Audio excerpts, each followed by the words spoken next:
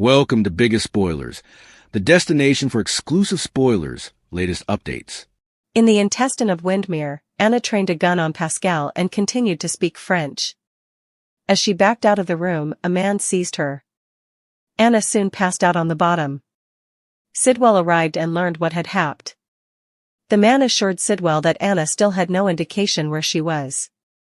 Sidwell told Pascal to shoot Ava home while he bandied the Anna situation with the riddle man. Sidwell assured the man that they demanded Pascal. He has made Anna believe she's in a foreign country because he only speaks French to her. It's a good strategy, he said. The man said that having Anna on Ladle Island was a bad idea, especially since the lab was now ready. We need a further endless result, he said. Sidwell said he did not trust Brit, but the man claimed she was the key to Faison's final design being completed. At Windermere, Ava was surprised and amused to find Valentin standing by the fireplace. Does Jens know he is harboring a fugitive? Ava asked. Valentin pretended that Sidwell knew he was there. Ava decided to sit down and stay for a while. Valentin told Ava that Jens had been talking about the art she vended him, insinuating he'd been at Windermere for weeks. Valentin reflected on the new scenery, felicitating Ava on her taste. She made sure he knew she had plutocrat again, after he so unceremoniously yanked her divorce agreement. Valentin continued to lay it on thick about his fake fellowship with Sidwell. Ava was not sure she believed his story. She called for Pascal, which gave Valentin a chance to run. When Pascal returned, he told Ava that Sidwell was busy and that it was fine if she left. Ava said she had a communication for Sidwell about his guest, and I am not pertaining to Lucas. Pascal assumed that Ava had meant Anna. Pascal returned to the hall outside Anna's captivity and told Sidwell that he demanded to hear what Ava had to say. Sidwell bid the riddle man farewell and told him they'd finish their discussion laterally. When Sidwell walked down, the man told Pascal that Anna wouldn't be there much longer. In the living room, Ava told Sidwell she had run into his guest.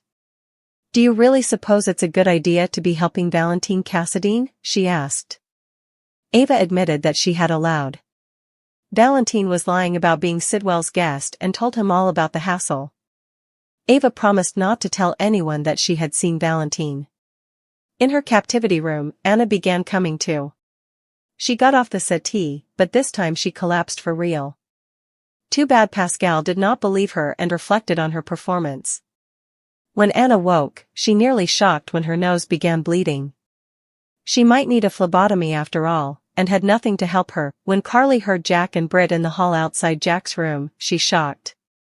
She snappily ran to the restroom and put on a mask to pretend she was there to surprise Jack with some love as soon as they entered the room. In the meantime, she eavesdropped them talking about Brit passing Sidwell's data to Jack. Brit told Jack that the plan will not work. They're going to be watching me and anatomizing my every move.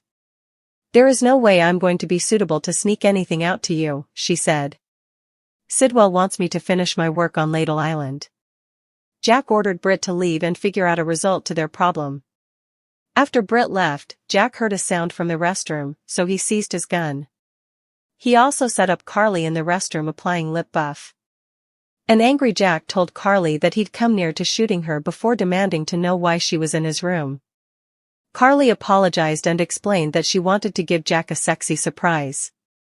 My autumn was freed up suddenly, and I wanted to spend it with you, she said. Jack believed Carly and forgave her, but demanded Carly to be more careful because Valentin was on the loose. Jack told Carly that he knew he was falling in love with her when Valentin poisoned her last time. Carly sounded touched, but also relieved to leave when Jack entered a work textbook. Once Carly was gone, Jack opened his hostel room door to the riddle man from Windermere, who turned out to be the current WSB director.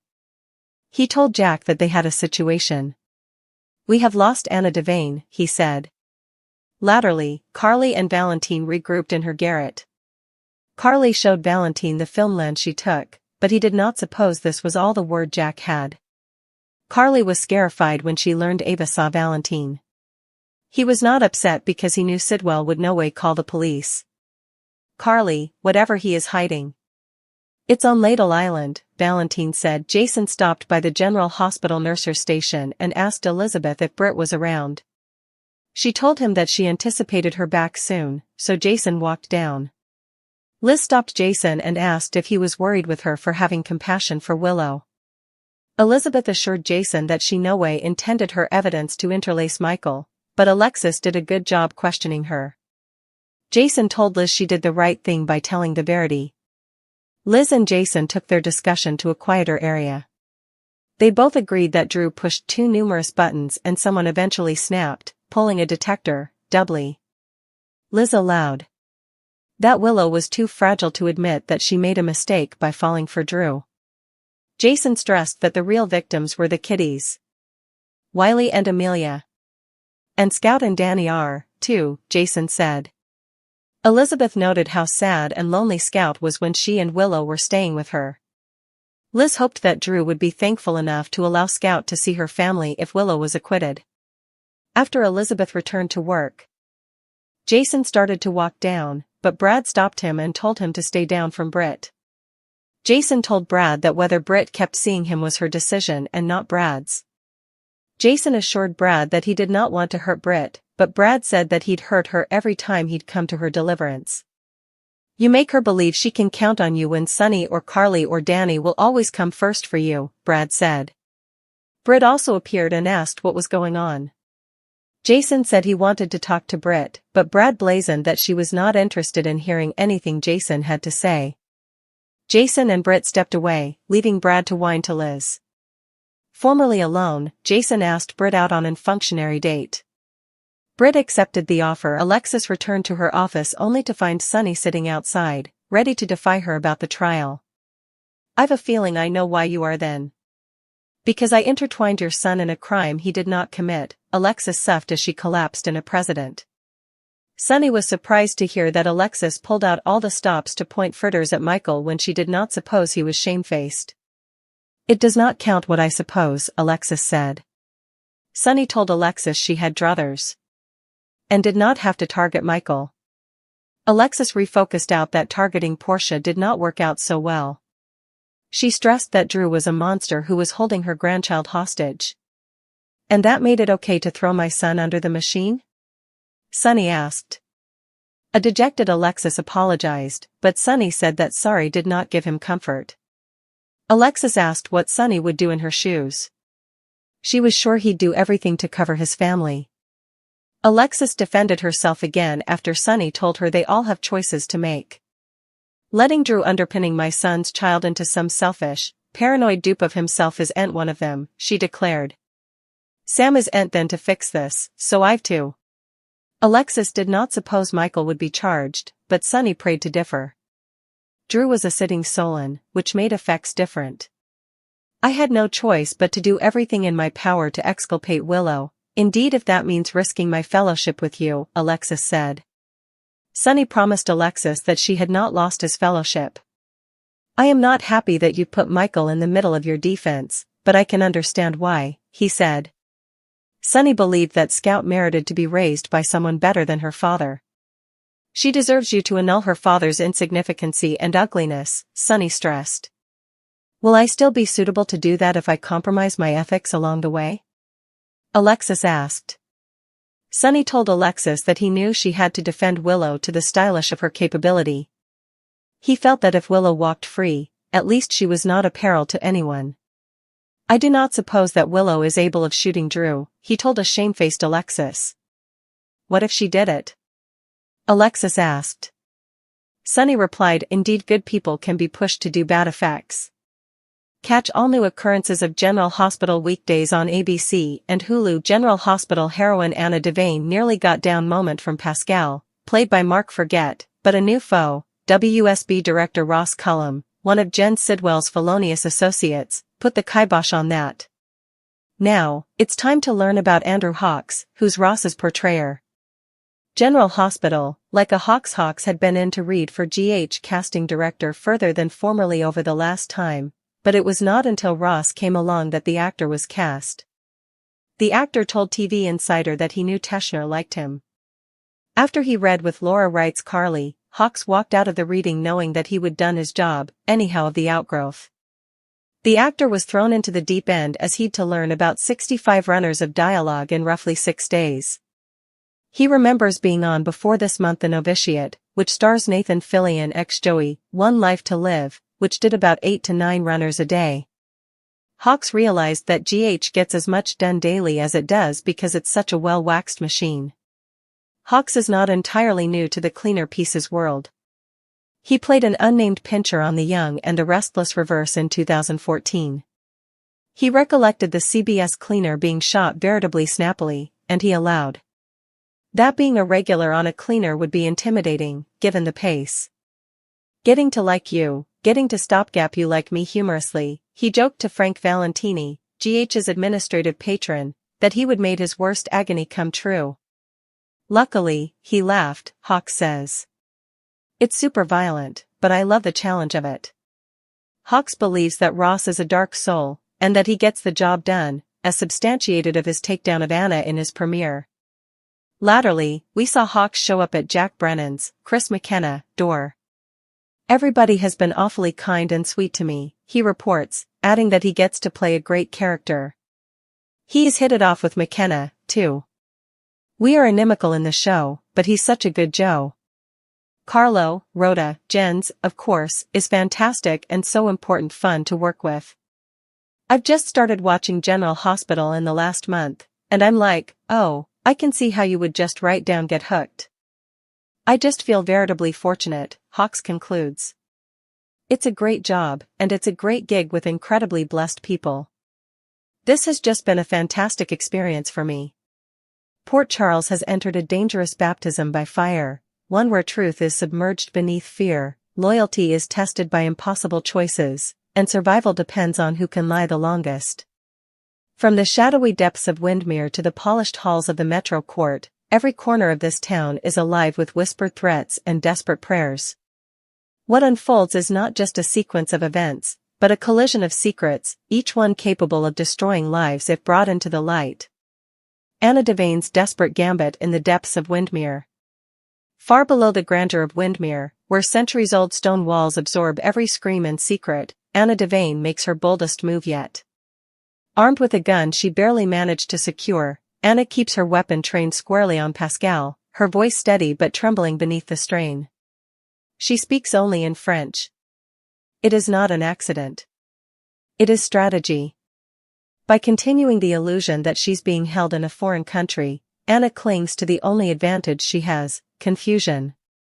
Pascal hesitates, uncertain, as she backs toward the door, refusing to break character even as her pulse races. But freedom remains just out of reach. A second man appears from the shadows. Before Anna can react, strong hands seize her from behind. The gun clatters uselessly to the floor. Within moments, darkness overtakes her, and she collapses unconscious on the cold stone. When Jen Sidwell arrives, he is informed of the escape attempt. The unnamed accomplice assures him that Anna remains unaware of her true location or captors. The deception, at least for now, is intact. Sidwell quickly regains control. He orders Pascal to escort Ava Jerome off the premises, buying himself time to deal with the more pressing problem, what to do with Anna Devane. A dangerous debate, Anna's fate and Faison's legacy. Alone with the mystery man, Sidwell defends Pascal's role. He insists that Pascal is essential to the operation. By speaking only French, Pascal has convinced Anna she's far from Port Charles, a psychological cage as effective as any locked door. But the other man isn't convinced. Keeping Anna on Spoon Island, he argues, is reckless, especially now that the lab is fully operational.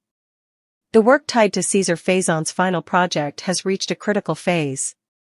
Loose ends cannot be tolerated. A more permanent solution is required. Sidwell admits his doubts about Britt Westbourne. He doesn't trust her loyalty, nor her stability. But the man is adamant, Britt is indispensable. Without her knowledge, Faison's work will never be completed. The question lingers ominously in the air, is Anna worth the risk anymore? Ava Jerome and Valentin Cassadine, a game of smiles and suspicion. Back upstairs, Ava Jerome is stunned and amused to find Valentin Cassadine standing by the fireplace, as though he belongs there. The tension between them crackles instantly. Ava doesn't waste time. Does Jen Sidwell realize he's sheltering a fugitive? Valentin smoothly claims that Sidwell is fully aware of his presence. Ava, unconvinced but intrigued, decides to stay and observe.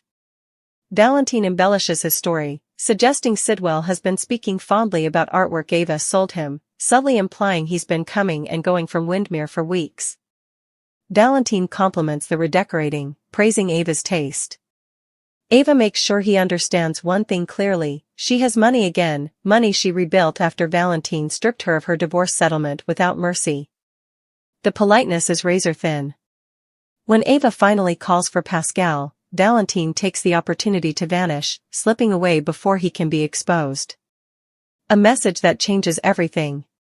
When Pascal returns, he informs Ava that Sidwell is busy and that she's free to leave. Ava pauses, then delivers her parting shot. She has a message for Sidwell. About his houseguest. And she's not referring to Lucas. Pascal assumes she means Anna. He's wrong. Pascal returns to the lower level and informs Sidwell that Ava insists on speaking with him. Sidwell dismisses the mystery man for now, promising to resume their discussion later. As Sidwell leaves, the man turns to Pascal with chilling certainty. Anna Devane will not be there much longer. Ava confronts Sidwell, and makes a pact. In the living room, Ava calmly explains that she encountered Valentin. She challenges Sidwell directly, asking whether it's wise to align himself with a man like Valentin Cassadine. Sidwell masks his surprise, insisting Valentin is not his guest. Ava recounts every detail of the encounter, watching carefully for cracks in his composure. Finally, she promises discretion. For now. Sidwell accepts, but trust between them is thin as glass. Anna's body begins to betray her. Back in her prison room, Anna begins to regain consciousness. She attempts to rise from the couch, only to collapse again, this time for real. Pascal scoffs, dismissing her condition as theatrics. But when Anna wakes once more, terror grips her as blood begins to stream from her nose. This isn't an act. Her condition is worsening, and without proper medical care, or a phlebotomy, she may not survive. Trapped, weakened, and alone, Anna faces the horrifying possibility that no one is coming to save her in time. Carly Spencer's close call at the Metro Court. Elsewhere, Carly Spencer finds herself seconds away from disaster. While snooping in Jack Brennan's hotel room, she hears voices approaching, Jack and Britt Westbourne. Panic surges. Carly bolts for the bathroom, slipping into a robe just in time to stage a believable lie. As Jack and Britt argue outside, Carly listens in silence. Britt insists their plan is doomed. Sidwell is watching her too closely. Every move is scrutinized. There's no way she can sneak data to Jack anymore. Sidwell wants her to finish her work on Spoon Island. Jack orders Britt to leave and figure out another solution. When Britt exits, Carly accidentally makes a noise. Jack hears it. Gun drawn, Jack storms into the bathroom, only to find Carly applying lip gloss. Furious, Jack admits he nearly shot her. He demands to know why she's there. Carly spins her story flawlessly. She says her afternoon opened up unexpectedly and she wanted to surprise him, romantically. Jack believes her. He even confesses something startling: he realized he was falling in love with her when Valentin poisoned her last year. Carly is touched, and deeply relieved, when a work text pulls Jack away, allowing her to escape. But once Carly is gone, Jack opens his door to the mystery man from Windermere. The truth comes crashing in. The man identifies himself as Ross Cullum, the current director of the WSB. They have a serious problem. They've lost Anna Devane. Carly and Valentin compare notes. Later, Carly and Valentin regroup in her attic. Carly shows him the photos she managed to take, but Valentin isn't impressed. He's certain Jack is hiding far more. When Carly mentions Ava saw Valentin at Windermere, she panics, but Valentin remains calm. Sidwell will never involve the police. Then Valentin delivers a warning Carly won't forget. Whatever Jack Brennan is hiding, it's on Spoon Island. Jason Morgan, Britt Westbourne, and the weight of choice. At General Hospital, Jason Morgan searches for Britt, running into Elizabeth Baldwin instead. Liz worries Jason might be upset with her testimony in Willow's trial, but Jason reassures her, telling the truth was the right thing to do. They agree that Drew Kane pushed too hard, provoking someone into snapping. Elizabeth believes Willow is too fragile to admit she made a catastrophic mistake by choosing Drew. Jason points out that the real victims are the children, Wiley, Amelia, Scout, and Danny. Elizabeth recalls how lonely Scout seemed and hopes Willow's acquittal might soften Drew enough to allow family access. Jason isn't optimistic. Brad Cooper soon confronts Jason, ordering him to stay away from Britt. Jason pushes back, Britt can decide for herself. Brad accuses Jason of hurting Britt repeatedly by making her believe she can rely on him when she will always come second to Sunny, Carly, or Danny. When Britt arrives, Jason asks her aside. He asks her out, officially. Britt accepts. Alexis Davis and Sunny Corinthos, encouragement amid fury. Finally, Alexis Davis returns to her office to face Sunny Corinthos. She assumes he's furious, and she's right. They clash over her decision to implicate Michael during the trial. Alexis defends herself, insisting Drew is a monster holding her grandchild hostage. Sunny isn't comforted by apologies, but he understands her fear.